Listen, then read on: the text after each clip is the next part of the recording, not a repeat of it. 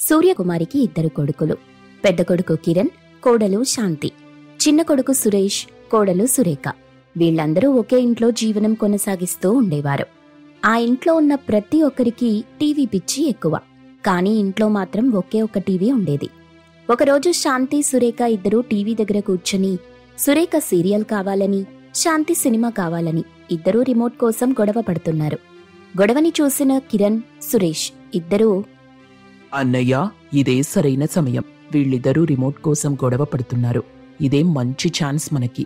Cricket match వస్తుంది. వీళ్ళిద్దరూ ఎలాగో గొడవ పడుతున్నారు కాబట్టి ఆ రిమోట్ని వాళ్ళిద్దరికీ ఇవ్వకుండా మనం తీసుకుని ఈరోజు చక్కగా చూసేయొచ్చు. అవునరా తమ్ముడు, ఈరోజు మంచి అవకాశం వచ్చింది. ఈ అవకాశాన్ని ఎలాగైనా వదులుకోకూడదు. ప్రతిరోజు వీళ్ళ సీరియల్ పిచ్చితో మనల్ని మ్యాచ్ చూడనీయకుండా చేస్తున్నారు. ఈరోజు వీళ్ళని చూడనివ్వకుండా మనం చూడాలి. వీళ్ళిద్దరూ కలిసి శాంతి, సురేఖ దగ్గరికి వెళ్లి, ఏంటి సురేఖ గొడవ? చిన్నపిల్లల్లాగా ఇంకా రిమోట్ కోసం దెబ్బలాడుకుంటున్నారు. మీ వల్ల మాకు చాలా డిస్టర్బెన్స్ అవుతుంది. ఇంట్లో మీ ఇద్దరే లేరు. మీతో పాటు అందరం ఉన్నాం, వర్క్ చేస్తున్నాం. మీ వల్ల మా వర్క్కి డిస్టర్బెన్స్ అవుతుంది. కాబట్టి టీవీ ఆఫ్ చేయండి, లేకపోతే ఇద్దరు కాంప్రమైజ్ అయి మీకు నచ్చింది చూడండి. ఏంటండి నా మీద అరుస్తున్నారు? నాతో పాటు అక్క కూడా ఉంది.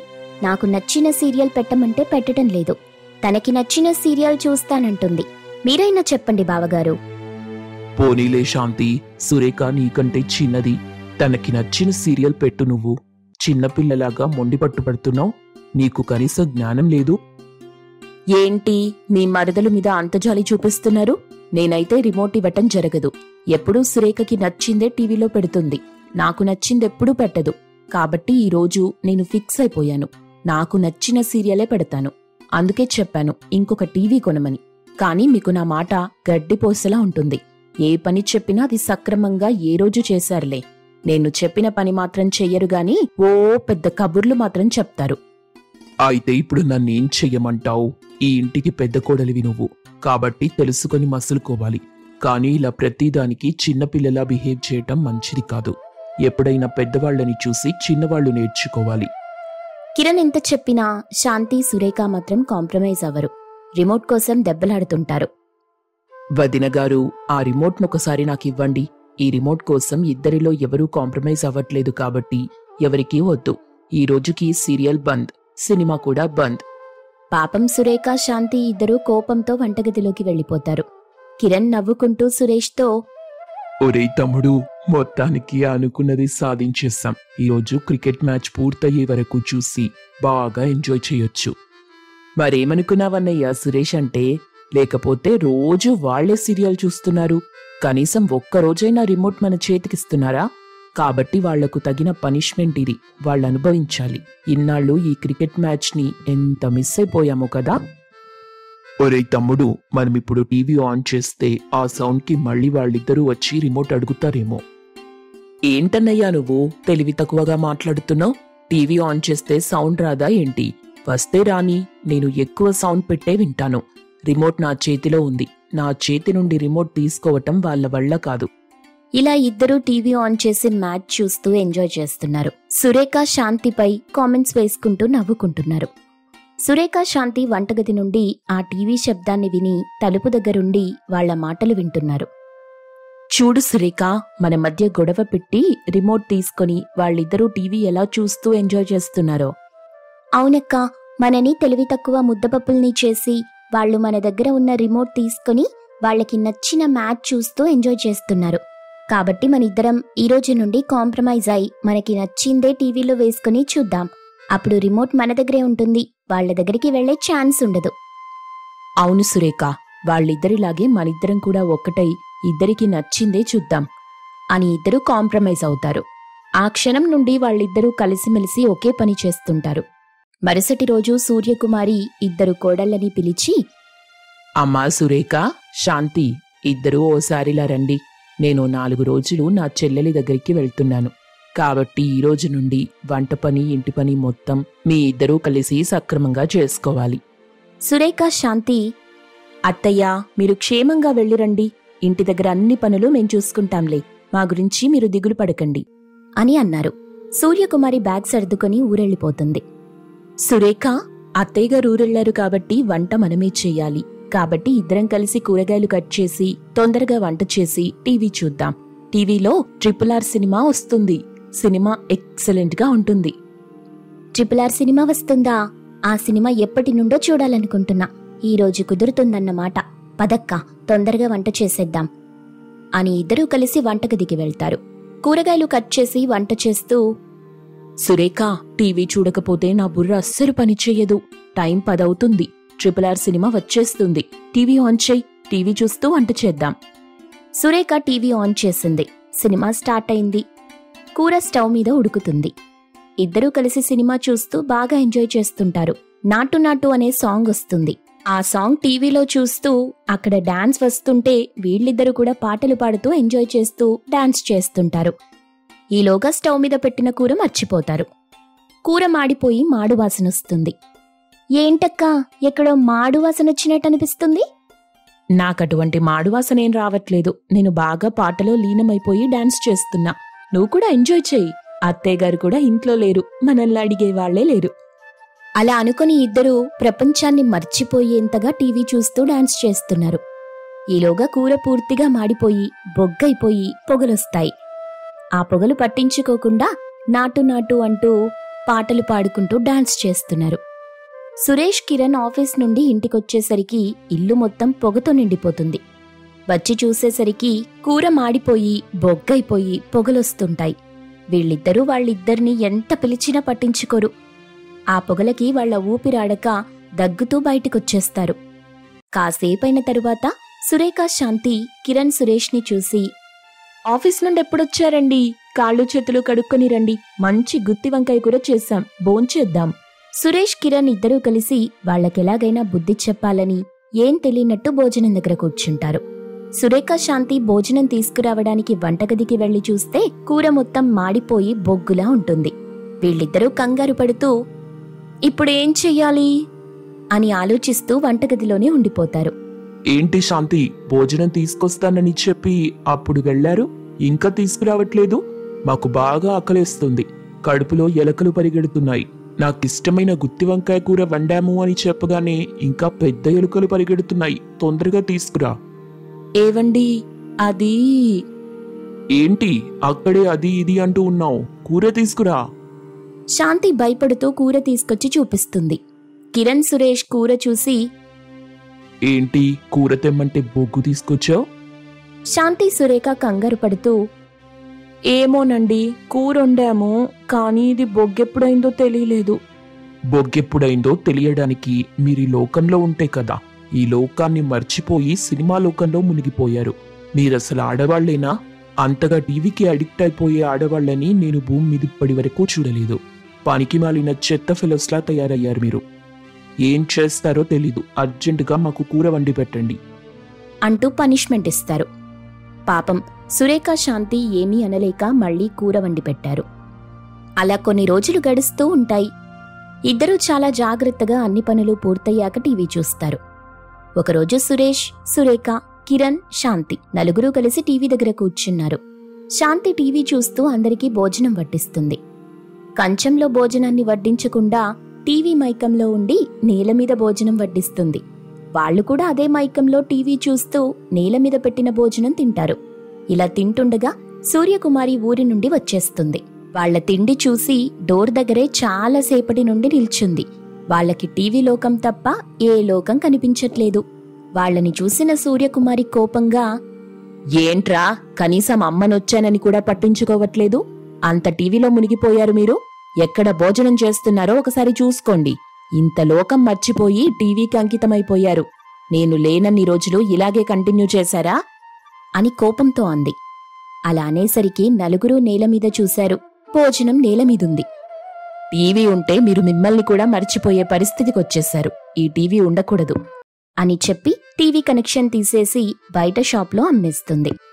అప్పటి నుండి అందరూ కలిసి ఎవరి పనులు వాళ్లు సక్రమంగా చేసుకుంటూ చక్కగా జీవిస్తారు.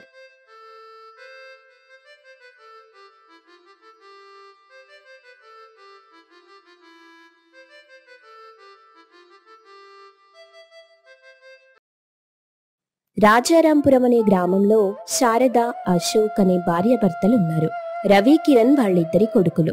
వాళ్ళకి పెళ్లి చేశారు. రవి భార్య సుస్మిత రిచ్ కోడలు, కిరణ్ భార్య చాందిని పువర్ కోడలు. సుస్మిత ఇంటి మెయింటెనెన్స్ మొత్తం చూసుకునేది. చాందిని పువర్ కోడలని చాలా చులకనగా చూసేది. ఒకరోజు అశోక్ క్యాంపుకి బయలుదేరాడు. ఏంటి శారదా, ఈ బట్టలు చూసినా ముడతలు ముడతలుగా ఉన్నాయి. ఇస్త్రీ చేసిన బట్టలే లేవు. ఇప్పుడు క్యాంపుకి బయలుదేరుతున్నాను. అర్జెంటుగా ఏం చేస్తావో తెలీదు. నా బట్టలన్నీ ఇస్త్రీ చేసుకుని తీసుకురా. అబ్బో, ఇంకా వయసు పరిగెడుతున్నట్టు ఇస్త్రీ బట్టలు వేసుకోకపోతే కాదా? ముసలివాడివయ్యావు కదా, నిన్నెవ్వరూ చూడరులే. ఏదో ఒక బట్టలు వేసుకుని వెళ్ళు. కుర్రోడిలాగా బిల్డప్ ఎందుకు? నువ్వు మాత్రం ముసలిదానివైనా కుర్రదానిలాగా రోజూ రెడీ అవుతూ ఉంటావు. రోజుకొక చీర కట్టుకుని మెడ చుట్టూ ఇంత బంగారం వేసుకుని తిరుగుతావు. నీలా నేను బంగారం వేసుకోవటం లేదు కదా. ఇస్త్రీ చేసిన బట్టలే అడుగుతున్నా. ఏం చేస్తావో తెలీదు. ఇస్త్రీ బట్టలే కావాలి నాకు. అలా వాళ్ళిద్దరూ గొడవ పడుతుంటారు. ఈలోపు ఆ గొడవ విన్న సుస్మిత, చాందిని ఇద్దరూ కలిసి అక్కడికొచ్చి, ఏంటి మావయ్య, అత్తయ్య ఇద్దరూ ఏవో బట్టల కోసం గొడవ పడుతున్నట్టున్నారు. సమస్య ఏంటి? ఏం లేదమ్మా, ఇస్త్రీ బట్టలు క్యాంపుకి వెళ్తున్నాను, వేసుకుంటాను అంటే మీ అత్తయ్య ఇస్త్రీ చేసి ఇవ్వటం లేదు. అవునమ్మా, మీ మావయ్య గారికి ఇప్పుడే 18వ సంవత్సరం మొదలైంది. కాబట్టి ఇస్త్రీ బట్టలు తప్ప వేరే బట్టలు వేసుకోరంట. ఎందుకత్తయ్యా దానికోసం ఇంతలా గొడవ పడుతున్నారు? ఆ బట్టలివ్వండి, డ్రై వాష్కి ఇచ్చేసొస్తాను. అమ్మా, నేను అరగంటలో ఊరు బయలుదేరుతున్నా. నువ్వు డ్రై వాష్కి ఇస్తే వచ్చేసరికి టైం పడుతుంది. ఈలోపు నేను క్యాంపుకు వెళ్లే బస్సు వెళ్ళిపోతుంది. అన్నట్టు మర్చిపోయాను సుస్మిత, మన ఇంట్లో కూడా ఐరన్ బాక్స్ ఉంది. కానీ మీ మొద్దు అత్తయ్యకి చేత కాక అది మూలన పడేసింది. నీకు వీలుంటే నా బట్టలు ఇస్త్రీ చెయ్యమ్మా. అవును మావయ్య, మీరన్నది కరెక్టే. కానీ నాకలా ఇస్త్రీ పెట్టెతో ఇస్త్రీ చేయటం రాదు మావయ్య. నేనెప్పుడు బట్టలు డ్రై వాష్కే ఇచ్చేస్తాను. వాళ్లే ఇస్త్రీ చేసి పెట్టి ఇంటికి తెచ్చిస్తారు. ఆ మాటలు విన్న చాందిని, మావయ్య గారు మీరేమనుకోకపోతే ఆ బట్టలు ఇలా ఇవ్వండి. నాకు బట్టలు ఇస్త్రీ చేయటం వచ్చు. ఆ బట్టలు తీసుకుని 5 మినిట్స్లో ఇస్త్రీ చేసేస్తాను. చూసావా శారదా, పువర్ కోడలు చాందిని ఏ పనైనా నిమిషంలో చేసేస్తుంది. చేతిలో ప్రతి పని ఉంటుంది. తను చేసే పనిలో అయినా మాట్లాడే మాటలో అయినా నీతి నిజాయితీ ఉంటుంది. స్థాయిని బట్టి ఎవరినైనా అంచనా వేయకూడదు. ప్రతి ఒక్కరిలో టాలెంట్ ఉంటుంది. అది నా కోడలు చాందిని అంటే అని పొగుడుతాడు. సుస్మితకి ఆ పొగడ్తలకి కోపం వచ్చి, చాలే, ఇంకా ఆపుతారా మీ పొగడ్తలు? చేతిలో ఎంత పనుంటే ఏంటి, డబ్బుండాలిగా. ఎన్ని పనులు వాళ్ల చేతిలో ఉన్నా వాళ్ల స్థాయి మాత్రం దిగువనే ఉంటుంది కదా మావయ్య. ఏవో 2 బట్టలు ఇస్త్రీ చేసిందన్న మాత్రాన నా ముందే దాన్ని పొగుడుతున్నారు. మీ పని చెప్తాను అంటూ అక్కడి నుండి వెళ్ళిపోతుంది. మీ నోరు కాస్త అదుపులో పెట్టుకుంటే చాలా మంచిదండి. ఎవరి దగ్గర ఏం మాట్లాడాలో మీకు తెలీదు. మనిషి పెరిగారు గాని బుర్ర ఏమాత్రం పెరగలేదు. ఇప్పుడు ఆ సుస్మిత ఇంట్లో ఏం రచ్చ చేస్తుందో, ఏం పనిష్మెంట్లు ఇస్తుందోనని భయమేస్తుంది. మీరు చేసే పనులన్నీ ఇలాగే ఉంటాయి. మీకు పొగడాలనిపిస్తే మనసులో పొగుడుకోవచ్చు కదా. ఇలా బయటికి వ్యక్తం చేయటం అవసరమా? అసలే అది పెద్దింటి పిల్ల. అది తగ్గేదేలే అంటూ ఉంటుంది. నా నోరు నా ఇష్టం. నాకెప్పుడు ఎవరి దగ్గర ఎలా మాట్లాడాలనిపిస్తే అలాగే మాట్లాడతాను. నీకేమైనా ప్రాబ్లమా? అవునులే, నువ్వైతే అక్కడ ఇక్కడ తైతక్కల మాటలు మాట్లాడతావు. అలాంటి మాటలు మాకు రావు. అయినా తన దగ్గర భయపడాల్సినంత అవసరం నాకేంటి? నాయనా, నీ నోట్లో నోరు పెట్టానే, నాది బుద్ధి తక్కువ. ఊరెళ్తానన్నారుగా, వెళ్ళండి. ఇలా కొన్ని రోజులు గడుస్తుంటాయి. ఒకరోజు శారద ఆరోగ్యం బాగోలేక ఇద్దరు కోడళ్లకి వంట చేయమని చెప్తుంది. రిచ్ కోడలు సుస్మితకి వంట రాదు. పేద కోడలు చాందినికి అన్ని రకాల వంటలు వచ్చు. రిచ్ కోడలు ఆన్లైన్లో ఆర్డర్ చేసి ఫుడ్ డైనింగ్ టేబుల్ మీద పెట్టింది. అలాగే చాందిని కట్టెలు తెచ్చి మట్టి పొయ్యి మీద మట్టి పాత్రలలో అన్ని రకాల వంటల్ని వండి డైనింగ్ టేబుల్ మీద పెట్టింది. అత్తయ్య గారు, మావయ్య గారు అందరూ భోజనానికి రండి. చాలా రుచికరమైన వంటలు వండి పెట్టాను. అత్తయ్య గారు, మావయ్య గారు భోజనం చేయడానికి రండి. అలా ఇద్దరూ కలిసి పోటీ పడుతూ ఉంటారు. శారదా, నీ ముద్దుల కోడళ్ళు వంట చేసి పెట్టారు. అక్కడ పోటీ పడుతున్నారు. భోజనం చేద్దాంరా. ఇద్దరు ఎలాంటి భోజనాలు పెట్టారు? మంచి వాసన వస్తుంది. తొందరగా రా. అశోక్, శారద, రవి, కిరణ్ అందరూ కలిసి భోజనానికి వస్తారు. వాళ్ళిద్దరూ పెట్టిన వంటల్ని చూస్తారు. సుస్మిత ముందు నేను పెట్టే భోజనాన్ని తినండి అంటుంది. నేను కూడా బాగా వంట చేశానత్తయ్యా. మావయ్య, నా వంటలందరూ తినండి. తిని ఎలా ఉందో చెప్పండి. రవి, కిరణ్ ఒకరి ముఖాలొకరు చూసుకుంటారు. అన్నయ్య, వదినకి వంటలే రావన్నావు, అన్ని రకాల వంటలు చేసి పెట్టింది. అదిరా, నేను కూడా ఆలోచిస్తున్నాను. మీ వదినకి వంట చేయటం రాదు, అలాంటిది ఎన్ని రకాల వంటలు ఎలా చేసి పెట్టిందో నాకంతా అయోమయంగా ఉంది. ఆ వంటలు టేస్ట్ ఎలా ఉన్నాయో. ఎందుకైనా మంచిది కిరణ్, ముందు చాందిని వండిన వంటని తిందాం. చాందిని బాగా వంట చేస్తుందని నేను విన్నాను. అలా ఎప్పుడు చేయకూడదన్నయ్య. వదిన కూడా కష్టపడి వంట చేసి పెట్టింది. వదిన ఫీల్ అవుతుంది. నచ్చినా నచ్చకున్నా ఇద్దరి వంటల్ని టేస్ట్ చేయాలి. ఆ వంటలు తిన్న శారద, ఏంటండి, పువర్ కోడలు చాందిని ఇంత బాగా వంట చేసి పెడుతుందని నేను అనుకోలేదు. మట్టి పొయ్యి మీద మట్టి పాత్రలలో ఎంత అద్భుతంగా వంట చేసి పెట్టింది. చాలా రుచిగా ఉన్నాయి. అబ్బబ్బబ్బా, ఇంత రుచికరమైన భోజనం నేనెప్పుడూ తినలేదు. కానీ రిచ్ కోడలు సుస్మిత వంట తింటుంటే కడుపులో మంటొస్తుందండి. తింటుంటే నాలుకకి రుచి తగలటం లేదు, ఆయిల్ తగులుతుంది. ఇలాంటి ఆహారం తింటే నాకొచ్చే జబ్బులు ఇంకా ఎక్కువైపోయేటట్టున్నాయి. బీపీ, షుగర్ లెవెల్స్ ఎక్కువైపోతాయండి. మరేమనుకున్నావు, నా పువర్ కోడలు వంట చాలా అద్భుతంగా చేస్తుంది. నీలాంటి డబ్బు పిచ్చి ఉన్న రిచ్ కోడలు చేసిన వంట నువ్వే తిను. ఆ వంటలు తినటం వల్ల ఏదో ఒక జబ్బొచ్చి వేగంగా పోతావు. అందరి మనసుకి చాందిని వండిన వంటలు ఎక్కువగా నచ్చుతాయి. కాని సుస్మిత ఫీల్ అవుతుందని తన వంటని కూడా ఇష్టంగా తింటారు. రవికి మాత్రం సుస్మితపై డౌట్ వస్తుంది. చేతులు కడుక్కొని అలా వంటగది వైపు ఫ్రిడ్జ్లో వాటర్ కోసం వెళ్తాడు. వంటగదిలో చెత్త డబ్బా దగ్గర ఆన్లైన్లో ఫుడ్ ఆర్డర్ చేసిన రసీదు కనిపిస్తుంది. అప్పుడు తన మనసులో, అమ్మా సుస్మిత, మమ్మల్ని ఎంత మోసం చేస్తున్నావు. ఎలాగైనా సుస్మితకి బుద్ధి చెప్పాలి. లేకపోతే తన వంటల్ని తిని మా అమ్మా నాన్నల ఆరోగ్యంతో పాటు మా ఆరోగ్యం కూడా పాడైపోతుంది. అలా రోజూ కోడళ్ళు వంట వండి పెడుతున్నారు. రిచ్ కోడలు మాత్రం ఒక్కరోజు కూడా పొయ్యి మీద వంట వండట్లేదు. రోజు వీళ్ళకి తెలియకుండా ఆన్లైన్లో ఫుడ్ ఆర్డర్ చేసి పెడుతుంది. ఆ ఫుడ్ తిని శారదకి కడుపులో మంట, గ్యాస్ ఫామ్ అయిపోతుంది. ఒకరోజు ఆన్లైన్లో ఫుడ్ తినలేక, అమ్మా సుస్మిత, నీ వంట చాలా బాగుంది, కానీ కాస్త నూనె కారం తగ్గిస్తే ఇంకా బాగుంటుంది. వాళ్ళలాగే వేస్తారత్తయ్యా. వాళ్ళు వేయటం ఏంటమ్మా, నువ్వు వంట చేసి పెడుతున్నావు కదా. అదే నేనంటున్నది, బయట ఫుడ్లో ఎక్కువగా ఆయిల్, కారం, మసాలా వేసే ఫుడ్డే ఇప్పుడు ఎక్కువగా తింటున్నారు. ఇప్పుడు అవే ట్రెండ్. మీ పువర్ కొడలు చాందిని లాగా పొయ్యి మీద పెట్టి వంట చేసేవాళ్ళు ఈ రోజుల్లో ఎవరూ లేరుగా. ఆ పొగ సూరిన వంట తినటం వల్ల ఎన్నో జబ్బులొస్తున్నాయి. శారద తన మనసులో, నా పువర్ కోడలు వండిన వంట వల్లే కాస్త నేనిలా ఉన్నాను. నువ్వు వండిన వంట నేను ఎక్కువగా తింటే ఈ పాటికి మంచం పట్టేదాన్ని. ఇలా రోజులు గడుస్తుండగా ఒకరోజు అమ్మవారి పండగ జరుగుతుంది. అది 3 రోజుల పండుగ. 3వ రోజు చుట్టాలందరికీ చెప్పి చికెన్, మటన్తో భోజనాలు పెడతారు. చాందిని, సుస్మిత, ఇద్దరు ఇలా రండి. ఈరోజు మన ఇంటి దగ్గర మన చుట్టాలందరికీ భోజనాలు పెడుతున్నాం. కాబట్టి స్వయంగా మీ ఇద్దరూ వంట చేసి పెట్టాలి.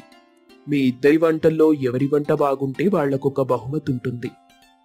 అలాగేనండి, ఆ బహుమతి నేనే గెలుచుకుంటాను. చుట్టాలంతా వచ్చేశారు. ఆన్లైన్లో ఆర్డర్ పెట్టిన మటన్, చికెన్ కర్రీతో బిర్యానీ ఆర్డర్ చేసి భోజనాలు వడ్డించే దగ్గర పెట్టింది సుస్మిత. అలాగే చాందిని కూడా ఎవ్వరి సాయం లేకుండా ఒక్కతే chicken biryani, mutton biryani, chicken curry, mutton curry, చేపల ఫ్రై, ఇలా ఎన్నెన్నో రకాల వంటలు చేసి అక్కడ పెడుతుంది. రిచ్ కోడలు చేసిన వంట ఒకవైపు పెడతారు, పువర్ కోడలు చేసిన వంటలు ఇంకోవైపు పెడతారు. చుట్టాలంతా ఇద్దరి ఫుడ్ని టేస్ట్ చేస్తారు. సుస్మిత ఫుడ్ తిని కడుపులో మంటతో కళ్ళంట నీళ్లొచ్చేస్తాయి. చాందిని ఫుడ్ ఎంతో టేస్టీగా ఉంటుంది. వచ్చిన చుట్టాలంతా అక్కడున్న ప్రకృతిని ఆస్వాదిస్తూ ఎంజాయ్ చేస్తూ ఫుడ్ తింటారు. సుస్మిత ఫుడ్ ఎక్కువగా మిగిలిపోతుంది. చాందిని చేసిన ఫుడ్ కాస్త కూడా మిగలదు. అక్కడ తిన్న చుట్టాలు పువర్ కోడలు చాందిని ఫుడ్ చాలా బాగుందని మెచ్చుకుంటారు. అప్పుడు సుస్మిత ఫీల్ అయ్యి, అత్తయ్య, మావయ్య, నన్ను క్షమించండి. నాకు వంట రాక ఇన్నాళ్ళు మిమ్మల్ని మోసం చేసి ఆన్లైన్లో ఆర్డర్ చేసిన ఫుడ్ మీకు పెట్టాను. ఇప్పుడు నాకు బుద్ధొచ్చింది. ఫుడ్ ఏం బాగోలేకపోయినా బాగుందని ఇన్నాళ్ళు భరించి తిన్నారు. డబ్బుంటే ఏదైనా కొనగలం, కానీ ఇష్టమైన ఫుడ్ కొనుక్కోలేం. చాందిని, చిన్నదానివైనా నువ్వు కూడా నన్ను క్షమించాలి అంటూ చాందిని దగ్గర సుస్మిత వంటలన్నీ నేర్చుకుంది. ఇలా రోజు చాందిని, సుస్మిత ఇద్దరూ కలిసి మంచి మంచి వంటలు వండి పెట్టేవాళ్లు.